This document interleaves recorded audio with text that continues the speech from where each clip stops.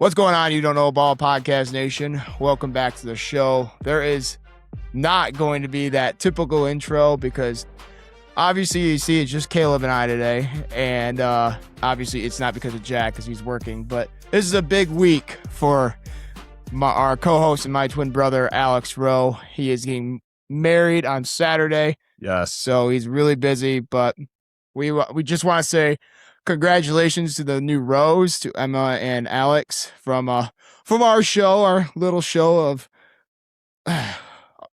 4 friends that have grown up together pretty much. So. Yeah, I would say so. Congrats, Alex and Emma. Very happy for you guys. I'm looking forward to celebrating y'all. And happened to be on the week of my birthday, so that was cool. Yeah, happy birthday. Hey, so we're celebrating 2 things. Yeah. So we got I'm Unc now.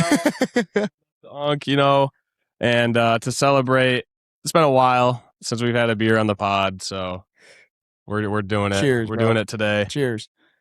Well, that's to Caleb. Where's yours? I thought yours. I probably shouldn't have one. Okay, that's fair. I probably shouldn't have one. That's fair. I'm saving him. I'm saving him for I'll Saturday. hold down the fort. Yeah, okay. I'll hold there down you the go. fort. There. You gotta catch up. Yeah. But we're just saying that we love you guys and congrats again. So, all right, that's not the entire episode, but thanks for watching. Yeah, thanks for watching. And done. No, we are gonna follow the momentum from the last ep.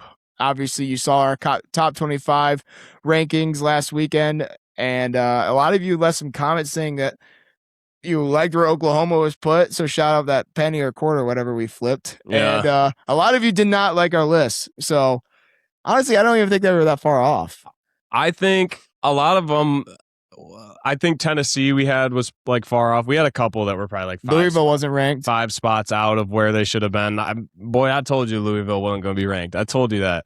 But to be honest, I think how we should have did it was we all should have did our own 1 through 25. It would have been a lot of work for all of us to do, but then we should have just placed them in the average of where they were, because then that would have been a true You Don't Know Ball like ranking, the average of where we all actually thought they were going to go, because we were just kind of spouting out stuff. I said mine, and then we kind of like argued about it for like 10 minutes. I mean, hell, it's great content, dude. I watched that last like 20 minutes of the pod. It's so funny. I was laughing my ass off. Yeah, dude, that was good. But, oh my God. I was happy where some of the things went. And to be honest, like no one's going to be able to predict where everyone ends up perfectly. So, hate us because you ain't us, bruh. Yeah. We put our opinions out there. We're not afraid to show it. And Oregon, please get first place. Don't. All I'm gonna say. That's why he's wearing green, bro. That's why. No, not yet. He's really a big Ducks fan. No, if you couldn't tell. Not a big Ducks fan. He loves Dante Moore. No. He likes Bear Alexander. He likes DeCorian Moore. Dylan Raiola. Wait, is that his name? No, that's his right. The backup quarterback. Yeah. DeCorian Moore is the receiver that they have in Evan Stewart. Okay. No, not a big Oregon guy, but they were my number 1 ranked team. So. Dude, did you see where the coaches put Notre Dame? 5. Yeah, dude. I knew we were cooking by not putting them at 2 or 3. Hey, the official top 25 comes out sometime next week. So, well, the coaches obviously think like Jack and I do, so we must have been right. Okay, bro. They were super high on Clemson, and I'm not entirely sure why. Because we were super high on Clemson last year. We didn't even put Clemson down. I know, but Jack was arguing for him the whole time. I was arguing for Clemson too, but Jack brought him up first. So I don't know. I mean, it's cool to see what the coaches think compared to what we think. Obviously, we have Louisville ranked higher than most. We have Washington right in the right spot. Yeah, Washington was right. Penn State in the right spot. Michigan in the right spot. We have SMU in the right spot. I commented something rage baity. What did I say? You said that Indiana should have been below Georgia or something like that. What? No, I gotta find what I said, because I know I said something more rage baited than that. I was surprised no one responded to me. I think I said someone should be higher who like shouldn't be higher. I thought it was Indiana and Georgia, but maybe I'm wrong. Oh no, where is it? Where's this video? I've liked so many TikToks since then. Don't worry, I reposted it so I can find it. All right, bro. All right, bro. Okay, dude. I had to play that sound. That was so funny. Where does Jay at? All right. I found it. Oh, I found it too. No, he said, now that I think about it, Georgia should be over Indiana. I had it flipped.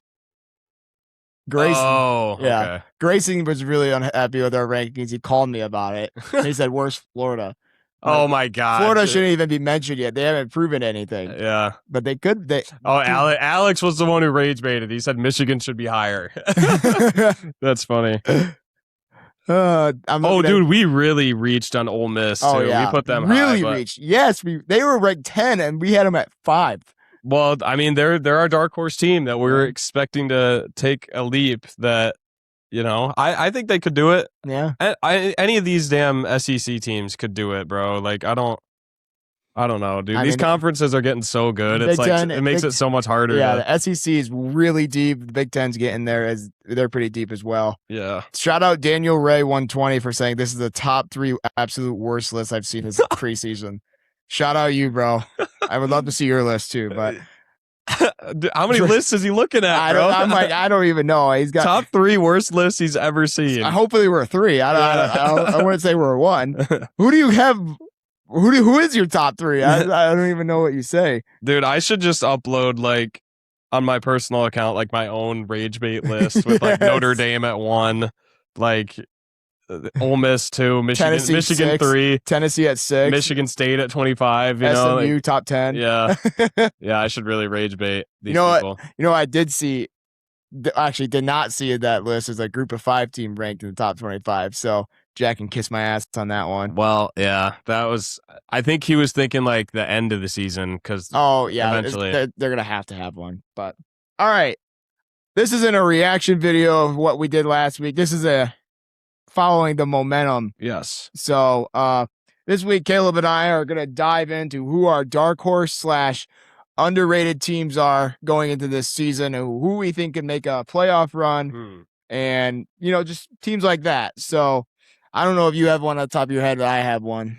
I think we should break the ice with your first memory of college football to break the ice, and then we get into it. All right. Break the ice. First memory.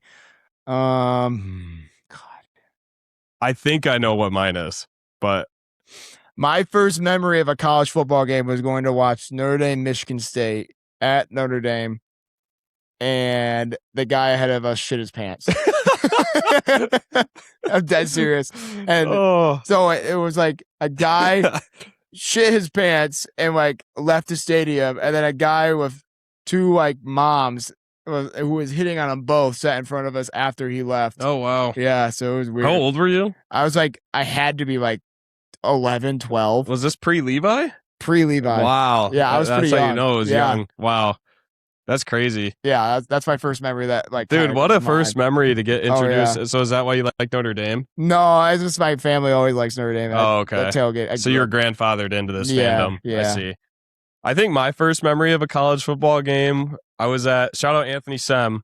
I was at his house, and I think we just had like a game on upstairs, and it was like some ACC matchup. But that's what I remember because I think it was Trevor Lawrence playing at the time because I didn't really watch too much college football. Like you could say like the Michigan State catch or the Michigan State like punt return. Oh yeah, or whatever like that.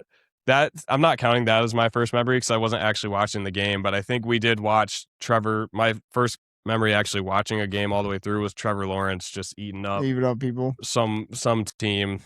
So like that's crazy to think about like that time frame of college football too. Dude, college football was good at that time. It was good, and then I don't hate what the position is at now, but like it was so much better, I feel like, when we were growing up compared to what these kids are going to be growing up. Well, it's definitely just more balanced. Yeah. You could have a team like Purdue is just never going to be they're never going to win a game in the Big Ten again. Like, literally never.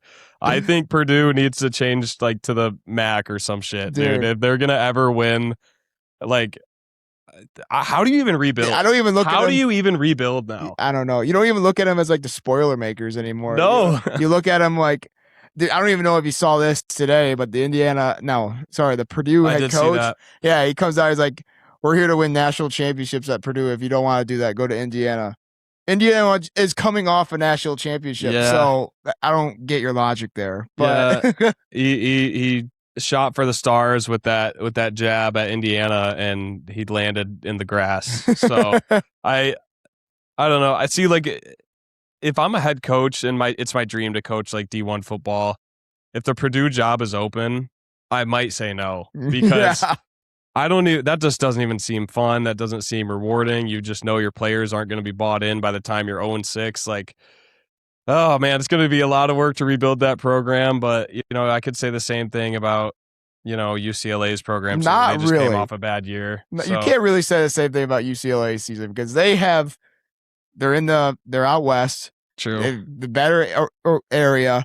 They got a lot of momentum in the recruiting trail compared to Purdue, who's got Barry Odom. I mean, he's a good coach, but Purdue's won 3 games total in the last 2 years. Oh God. So I mean, it's really hard to look at Purdue and be like, damn. Yeah, you could say the same thing too about like Rutgers too. They're just going to be stuck winning one game a year for a while. Like, the Big Ten seriously might need to consider dropping some of these teams at this point, because what are they going to do? Yeah. What are they going to do? I know it's historic because Rutgers been there a while. I'm assuming Purdue's probably been there a while.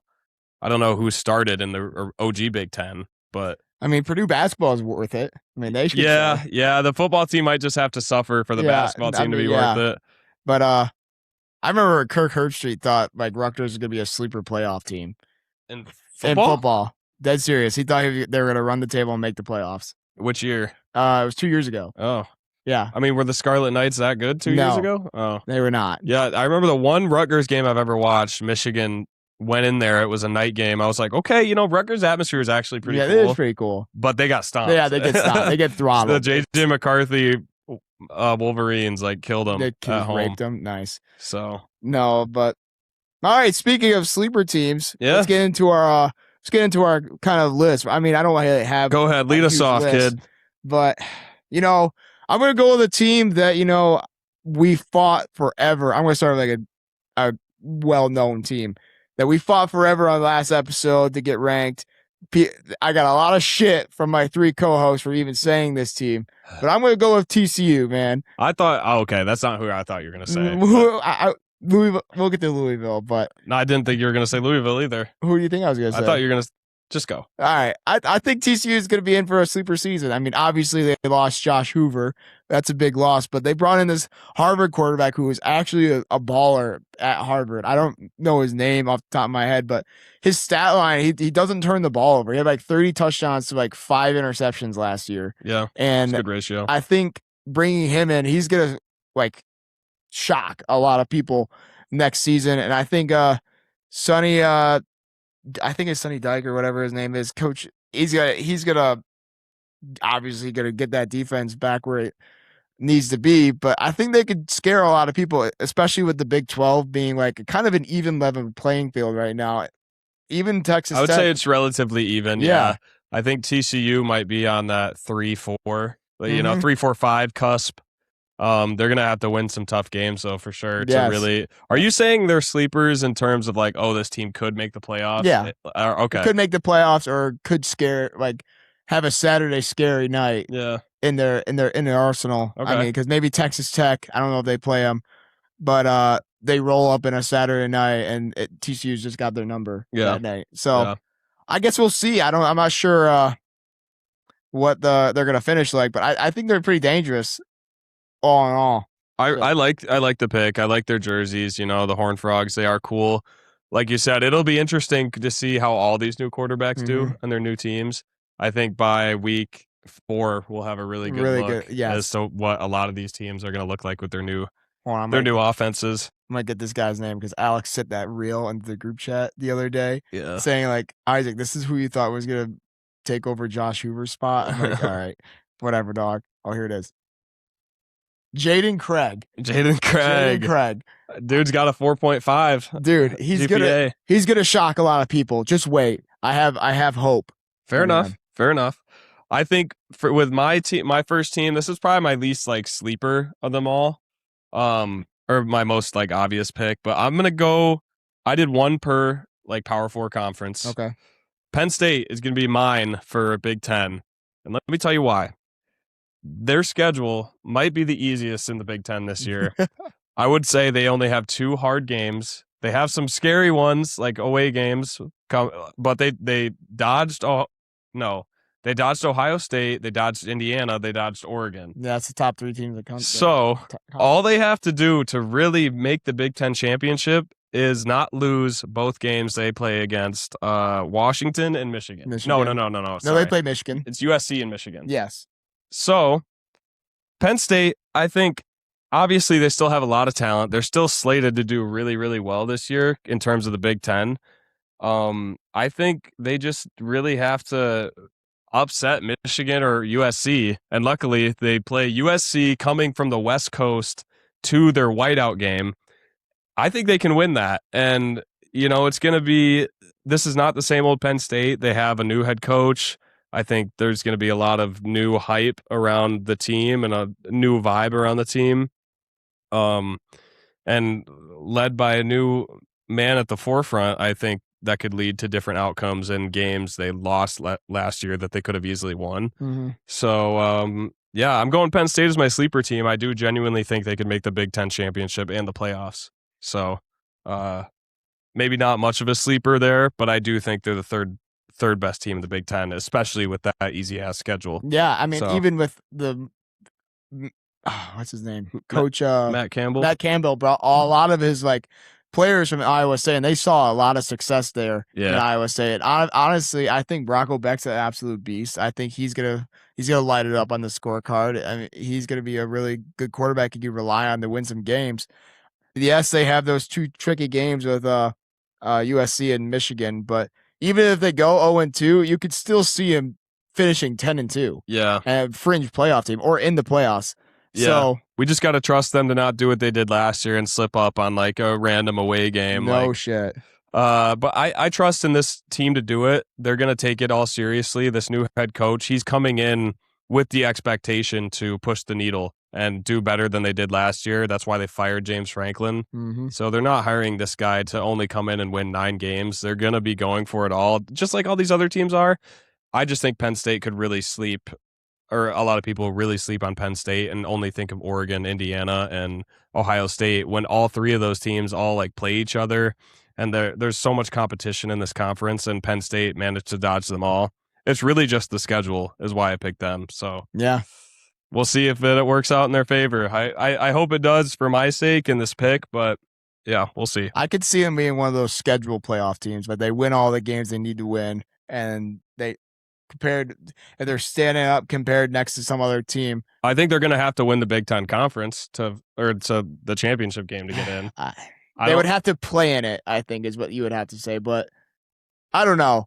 True. 10-2 is a really good record, and you could get in there as an 8 or 9 seed. True. So I don't know. It's tough to say, but I do see a lot of year 1 success with the schedule that you're obviously talking about, and Matt Campbell doing what he usually does, Mr. Consistent. So no, I don't hate that pick at all. Are you good? No, yeah, go ahead. All right, so my next team is going to be Arizona. Okay. This is where you're going to see another Big 12 team, obviously, but I do think Noah Fafita and the gang could be a pretty scary team. Obviously, their schedule, they have 3 tough games. They got BYU, Texas Tech, and I think they have that game at the end of the year against Arizona State and Kenny Dillingham. So those are their 3 trip-ups. They have West Virginia on there. They have Cincinnati. They have the rebuilt Iowa State team. They have Utah, who's also being rebuilt after Whittingham left. Yeah. But I think it's they're going to have to prove themselves. Yes, relatively favorable schedule, and they bring back their quarterback, and that's a huge step for that a huge piece for that team. So I think Arizona could be pretty scary. I mean, they're 32nd in returning production, so they brought back 60% of their team, 60% of their production from last season. So I think they could be a really scary team in that Big 12, especially with how even that conference is. So yeah, I could see them making the championship game. They have to win. See, the thing is with a lot of these sleeper teams, it's if they win this, if they win that, but I do think Arizona is one of those teams that's on the cusp of being ranked in the top 25 right away too. So there's good reason for it. I did like their quarterback play a lot last year. He seems like a very Josh Hoover type to me, though. Like a lot of Yes. interceptions, but very high risk, high reward quarterback. And who knows? Maybe this is the year of reward. Yeah. I mean, we will see. I thought they were ranked at the top 25 last year or just I think they 25, might have been, yeah. but I don't see them on here. So whatever. But I know they absolutely shit kicked Arizona State at the end of the year last year. So Yeah, and I picked Arizona State to win yeah, that I game. remember that. But yes, Arizona is one of my sleeper teams going into the next season. I like it. I'll do my Big 12 team. Mine's an interesting one. I'm going with UCF. Okay. Let me tell you why. So historically, their coach, his name is Scott Frost. He's in his second tenure there right now, and during his first tenure, his first year coaching there was 2016. They went 5-7, and then the next year they went 13-0. Yeah, and Scott Foster coached both of those seasons. Last year started his second tenure there. They went like 6-6. Mhm. So this year, based off his history, their record is going to be better. Yeah. And also they have JMU transfer quarterback. I wrote down his name here. You have Alonzo Barnett III, and I think Hell of a name. we need him. What UCF really is depending on is him to elevate their offense. Their defense is going to be fine. They have a great trio of cornerbacks and a safety that is really highly rated back there that they're bringing back. They had a lot of really solid Sunbelt group of 5 transfers that are going to beef up their defense. And who knows, maybe with this new quarterback from JMU, we've seen it before with like Mendoza going to a bigger school, and we've seen it a million times. Yep. We'll see if Alonzo Burnett is able to elevate the Knights offense to what it needs to be to win some of these tough games. And I'm not saying these guys are going to make the playoffs, but I do think they can be better than like 10th place in the Big 12 is what they're predicted to be. I think this could be a top half of the Big 12 team. And honestly, I think they could spoil some games for some people in the Big 12 as well. So I do think it'd be really cool to see like the UCF, Mackenzie Milton, like level kind of teams come back, and that bounce house is getting all rowdy and getting going. I mean, honestly, this could be the start of this. They could have a lot of excitement this year for sure. It'd be good to have a really good UCF team back. Yeah, because that just brings back all that nostalgia from like that year they went undefeated. They beat Auburn in the Sugar Bowl, I think. And they were part of the AAC back at the then, time. Yeah. So I didn't know that. I didn't know they weren't in the Big 12 all this time. So that's another big thing. It's like we can't just trust history to repeat itself. But Scott Frost, he came in, did better than they did the year before.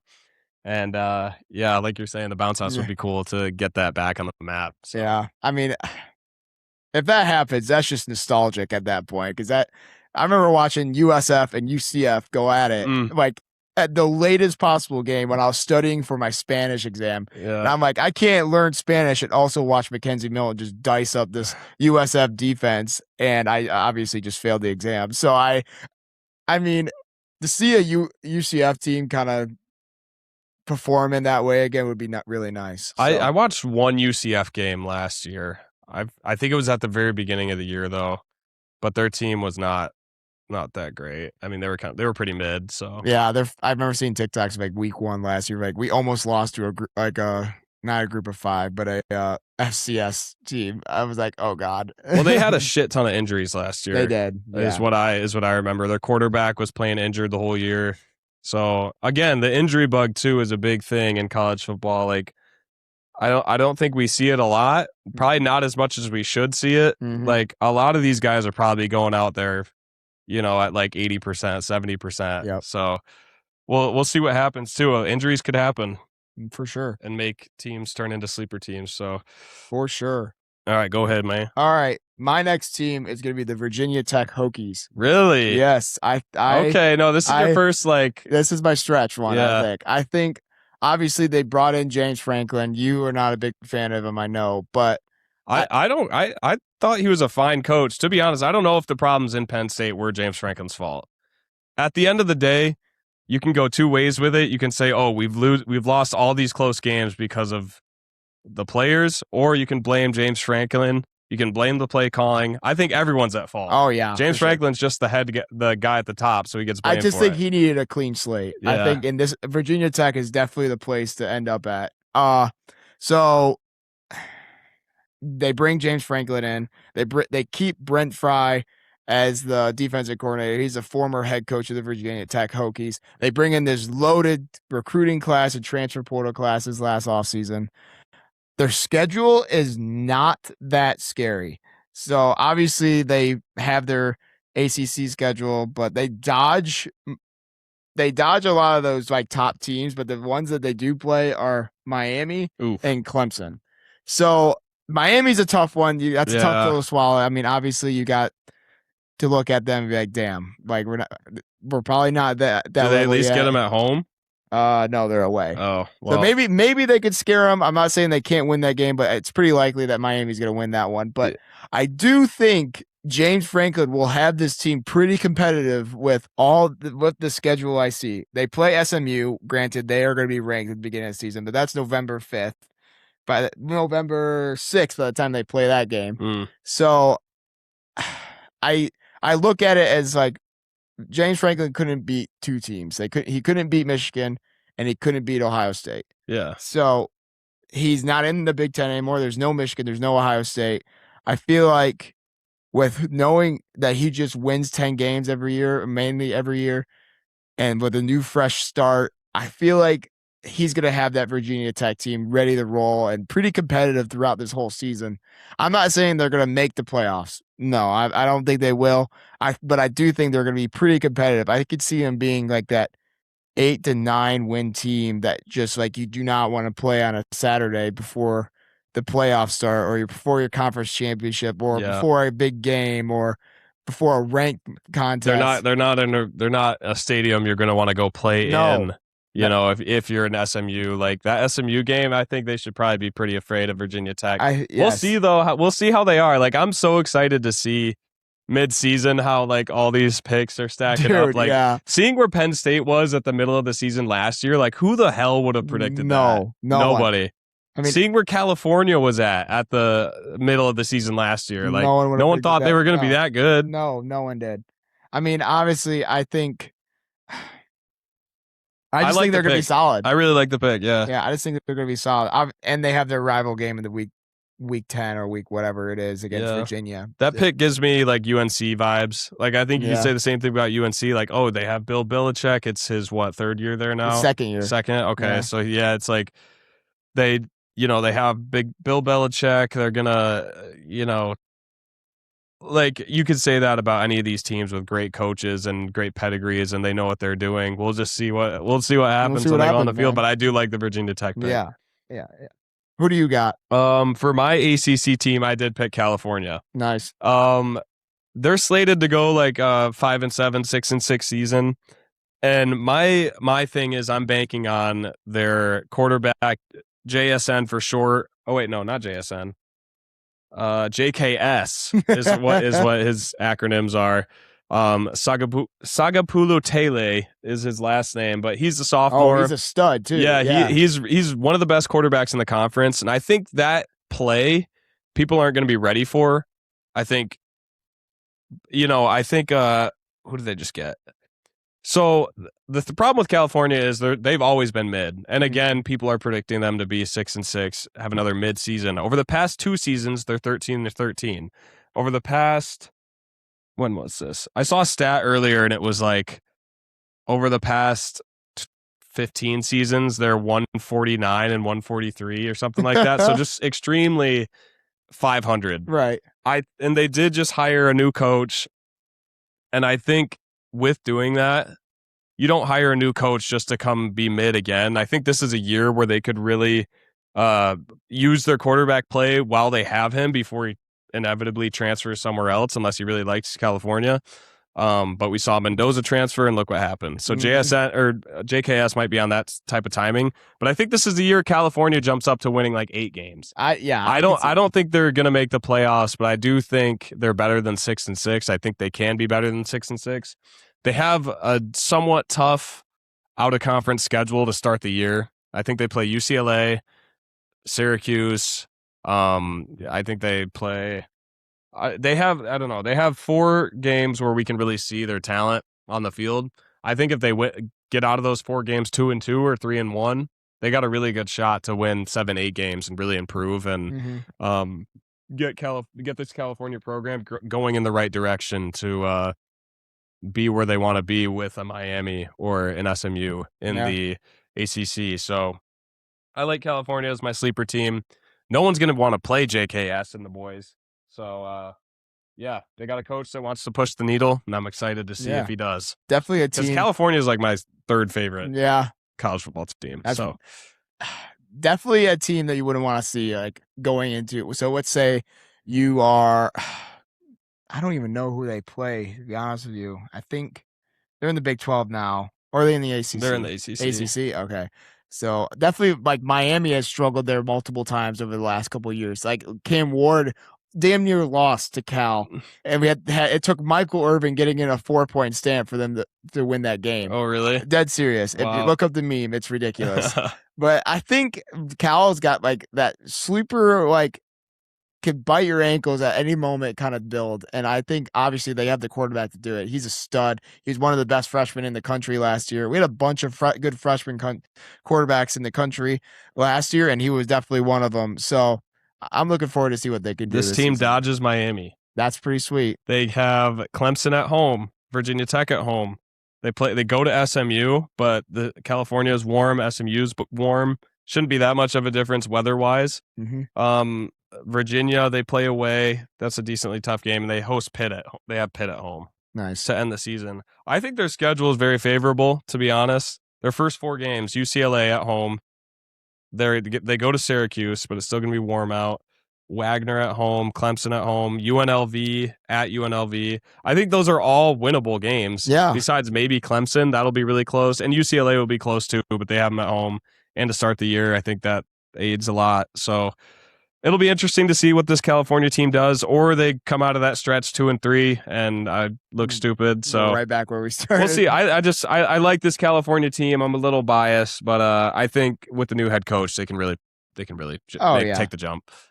All right, I'm gonna do an SEC team now. Yeah, that's my last one. That's your last SEC, one. Yeah. All right, so this could be. I think this could be our last one. All Okay. right, let's do it.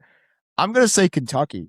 Wow, that did not think you were going to say Kentucky. That is a sleeper. I think just listening to Will Stein talk about how much confidence he has in his team right now, it's kind of firing me the up right now. So I think Kentucky could be like obviously not a playoff team. I wouldn't say that, but I would say better than like 2-7. Yeah, they could be that team where you do not want to play going into like the Georgia week or the Alabama week or any other like.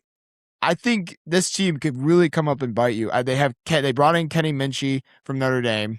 He was giving CJ Carr a run for his money for that starting spot back in last fall camp. And I think Will Stein has a lot of confidence in his team right now because I think he genuinely just believes in them. So he's kind of talked me into it. And looking at their schedule, yes, they play Alabama. Yes, they play A&M. They play LSU, they play Oklahoma, they play Tennessee. They have every possibility of finishing like 3 and whatever. But I also see them being pretty competitive in a lot of these games. Bowl eligible. Yeah, that would be.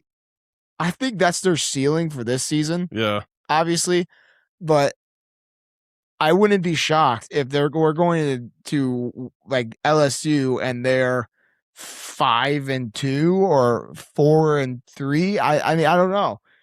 I mean, this is how they start the season. So they're going to start against Youngstown State. So that's 1-0. Then they play Alabama. They play Alabama at home. Ooh. A week 2 game? Dude, wait, what? We're getting conference games in week 2 in the SEC? Yeah, so week 2. That'll be one to watch out for. We're going to have to predict that one. Yeah. And then then they're on the road at A&M, so there's another tough game. Yeah, so they could be looking tough. at 1-2 or 2-1, or 3-0 at that point. Then they got South Alabama as a little break, and then they're at South Carolina. Okay. Then they host LSU. Okay. They're getting a lot of these big games at home, except A&M. But yeah, and then they play Oklahoma, who I think is going to be pretty solid this year. Yeah, Oklahoma. And then they got Vanderbilt, Tennessee, Florida, and Missouri, and Louisville to finish out the season. So obviously, it's a tough schedule. That's really tough. It's really tough. But if they play their cards right, and Kenny Minchie and Will Stein are everything they keep talking up to be, I can see this team being pretty damn competitive. Yeah. And I think Kentucky's got a lot to look forward to. So that's all I got to say. Yeah, I do think they could sneak 2 of those for sure, especially if they're at home. Like, at least take one of those teams to overtime, especially week 2. Yeah. That Bama game, Bama better watch the hell out. I mean, I didn't know they were playing week 2, dude. Yeah. They're both going to be coming in off wins. I'm sure that Kentucky team's going to be fired up. That crowd is going to be going crazy to host Alabama.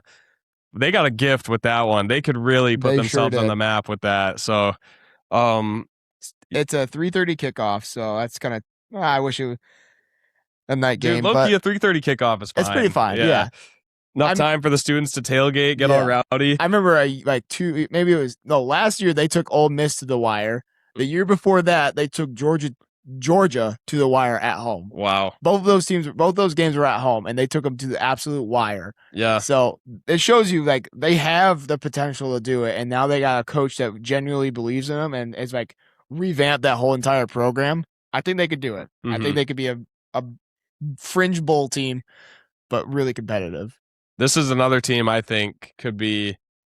I think right now their aim, like where a lot of people are putting them, is bowl eligible. I think they can be a little bit more scary than that. And I was making my case for this team. Obviously, they're not going to be ranked at the start of the season, but I'm going Auburn as my sleeper team in the SEC.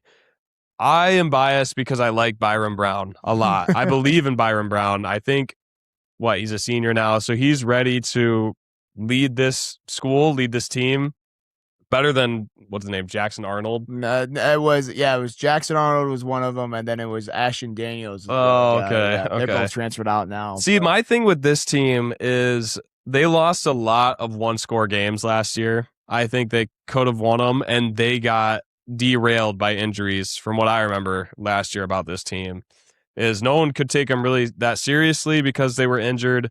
But they were also very close to winning so many games, even with all those injuries.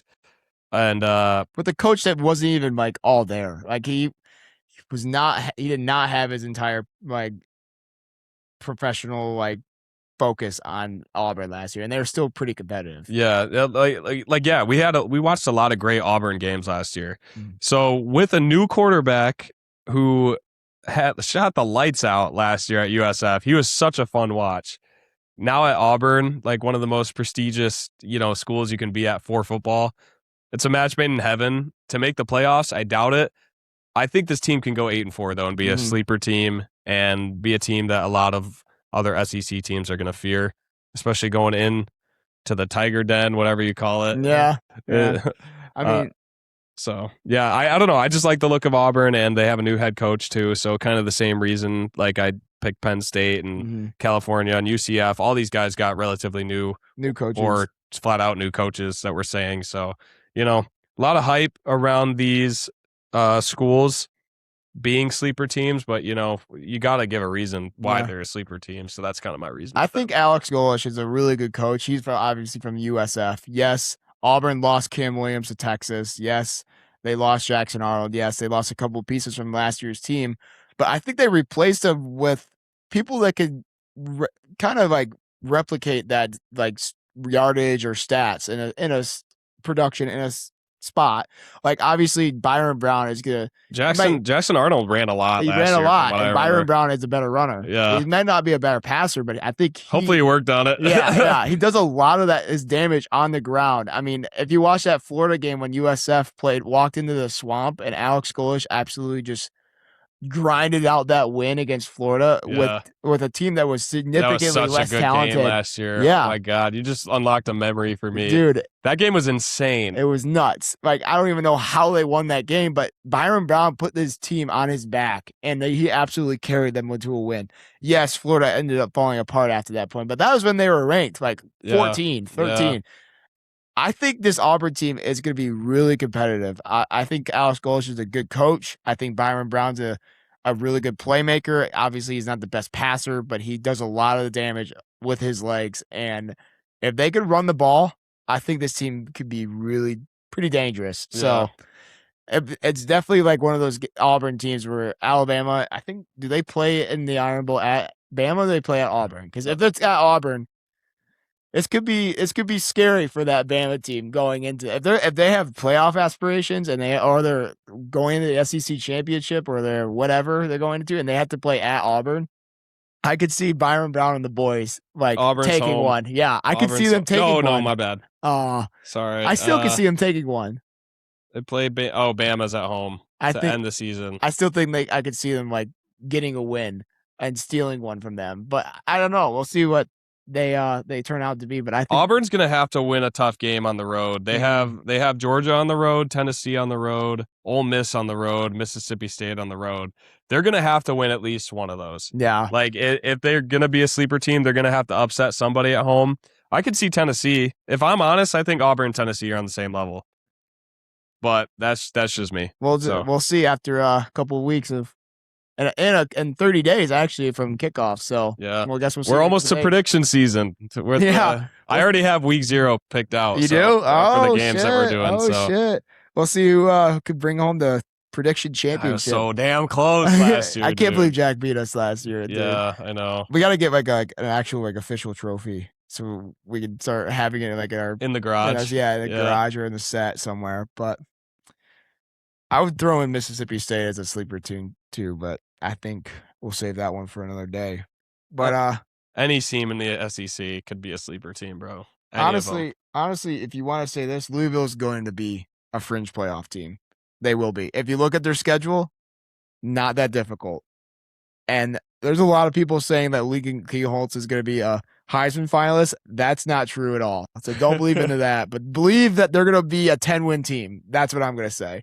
I think they're pretty scary. Jeff Brom and the boys have had 3 straight 9-win seasons the last 3 years. So I think Jeff Brom's going to put something magical together this year. Hawaii is my other sleeper team. I think they could go undefeated this year. I think they're pretty decent too. I think they brought back. Oh well, they're not beating Arizona State, but I think Hawaii will be 11-1 in the playoffs. Hey man, holy shit! They're only losing to Arizona State, dude. You think they're losing to Stanford, New Mexico, Wyoming? Okay, keep going until I see your loss. Another loss. San Jose State? No. Arizona State. We know they're losing to them. New Mexico? Northern Illinois? No. UTEP? No. North Dakota State? Come on, dude. They're not beating. They have to go to Hawaii for that one. No. Nevada? No. Sac State? That's their last game of the season. Oh my God. Are they going to go 11-1? I think so. There's no way. Hawaii is my final sleeper team. They're making the playoffs. I think crazy. They could be a group of 5. Imagine they upset Arizona State and go 12-0. I would be, what the hell? We got to keep tabs on Hawaii. They got the most cupcake schedule I think I've ever seen in my life. Right behind Notre Dame's. But yeah, true. For another episode. All right, I think that's going to end this one. A lot of fun. We'll try to have 3 of the 4 hosts as Alex is on his honeymoon. Yeah. Next week, but let us know what you want us to talk about. We're getting to that point where we're getting to prediction season and we're starting to get some fall camp intel. So if you want us to put some more lists together, we could do tiers. We could do players to watch out for, Heisman finalists, tier ranking, all that good stuff. So just let us know. Let us know in the comments that aren't feet comments. So if you watched all this way through, thank you. Here you go, bro. Yeah, here's your gift, brother.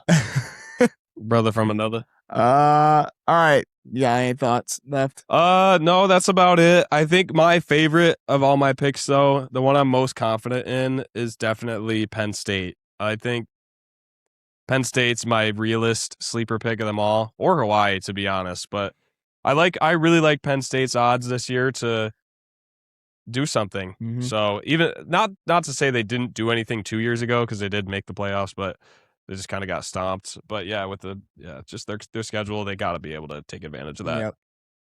Yeah, I think my 2 favorites right now. I have 2 favorites. Obviously, I like TCU, but I really do like that Virginia Tech pick. I think I think they're going to be someone to look out for. It's kind of funny how I pick Penn State as my favorite, and then yours is Virginia Tech. I kind of connected in that way. Connected, yeah. So, all right, big episode for this week. Obviously, thank you, Caleb, for coming out. So that's good. Yep. All right, so we'll see you next week. Congrats to Emma and Alex again. So we'll look forward to maybe providing some content at the wedding. We'll see. Yeah, we'll see. It'll be there. It'll be low on the priority list. But if we get some clips, we can throw like a little vlog together. that would be funny. That would be funny. All right, we'll see you in the next episode. Remember, we don't know ball. You don't know ball. We all don't know ball. We'll see you later. Bye. Peace.